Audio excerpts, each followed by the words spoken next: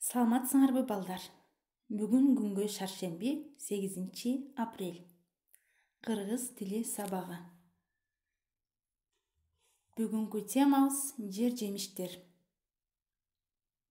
Сабактын максаты. Окуучулар жер жемиштер деген сөз менен тил жатыктырып, сабаттуу жазууга көнүгүшөт. Жер жемиштерди атап, маанисин түшүнүп, эске тутуп, сүйлөө кебинде колдоно билет.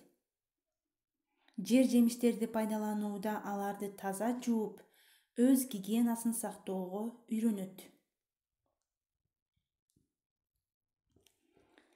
Балдар,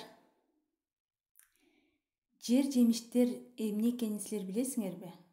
Алар кайда өсөт, адамдарга тийгизген таасирин канчалык экенин бүгүнкү сабактан силер биле аласыңар. Жер жемиштер орус тилинде ягоды деп которулат. Алгач силер балдар, өзүңөрдүн окуу китебиңерди 64-бетин ачкыла. Колубузга калем сапты алып, бүгүнкү числону жазганды унутпайлы.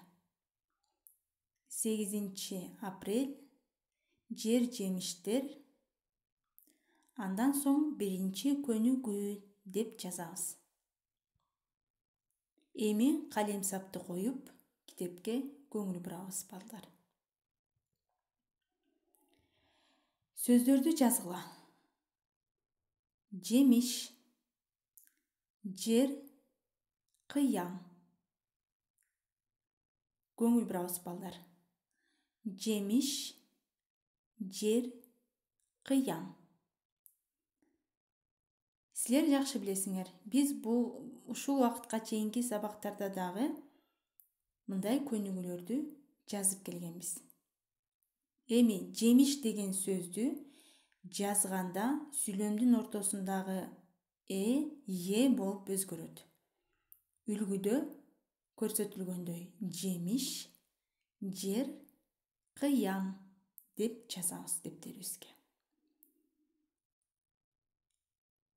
Андан соң балдар, кана ким кандай жер жемиштерди айта алат? Ойлонуп көрөбүз.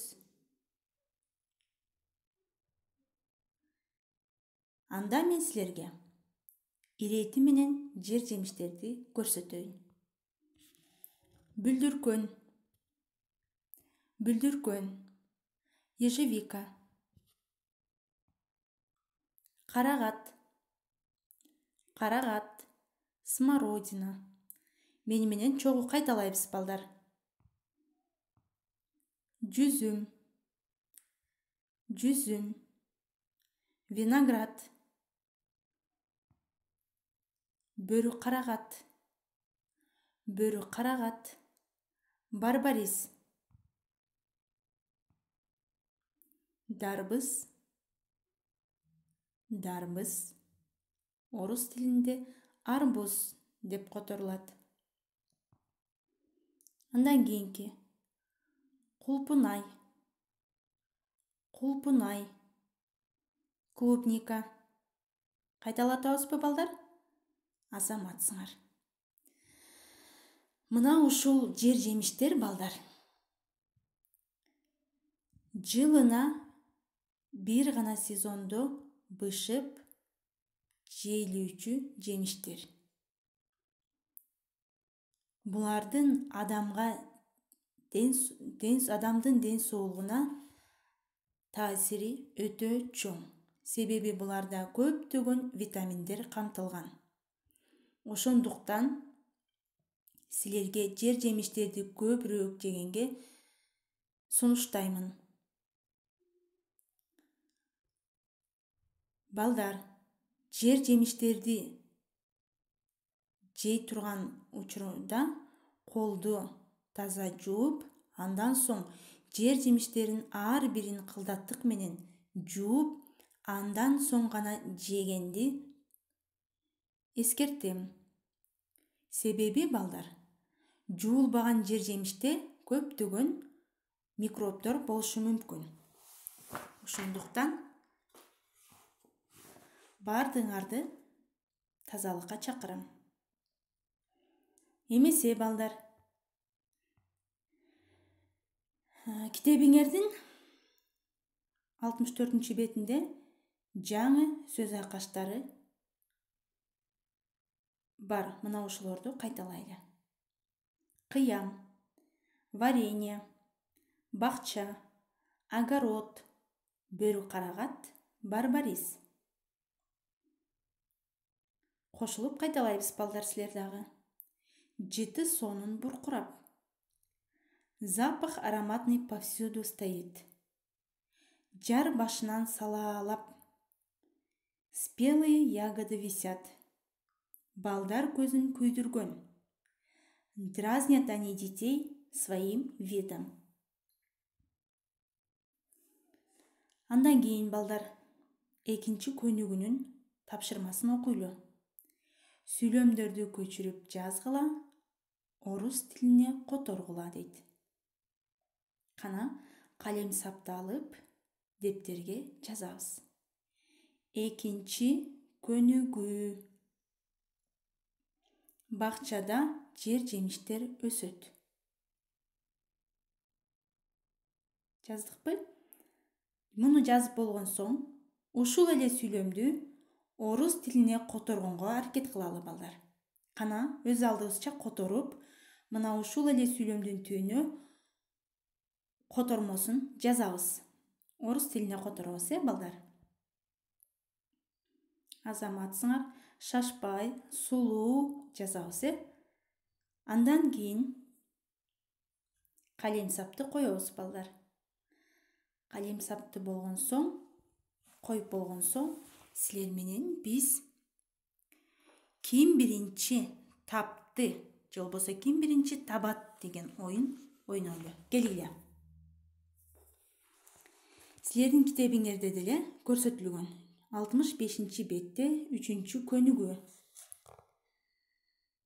Кана клеткалардан жер жемиштердин 6 аталышын жазгыла дейт, таап жазгыла дейт. Биринчиде баарыбыз көрүп тургандай эле карагат. Демек бул биринчи жер жемиштин аты карагат, смородина, Андан кийинкиси экинчисин кана табабыз, балдар. Ким тапкан болсо үчүнчүсүн табабыз. Ойлонобуз, балдар. Андан соң 4-чү, 5-чи, 6-чыларын табабыз. Азаматсыңар.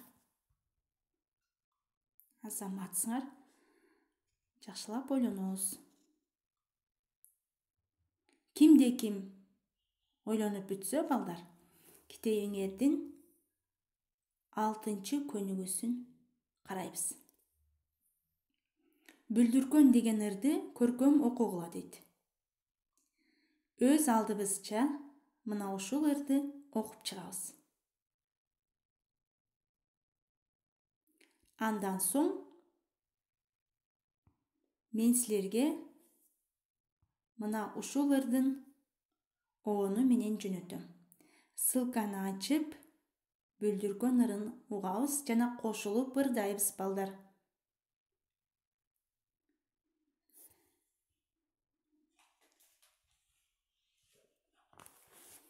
Мен ойлойм, бул ыр силерге жагат деп.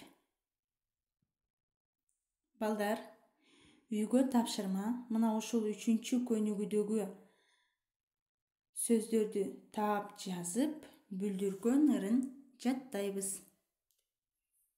Кийинки сабактан жолугушканча саламатта болгула.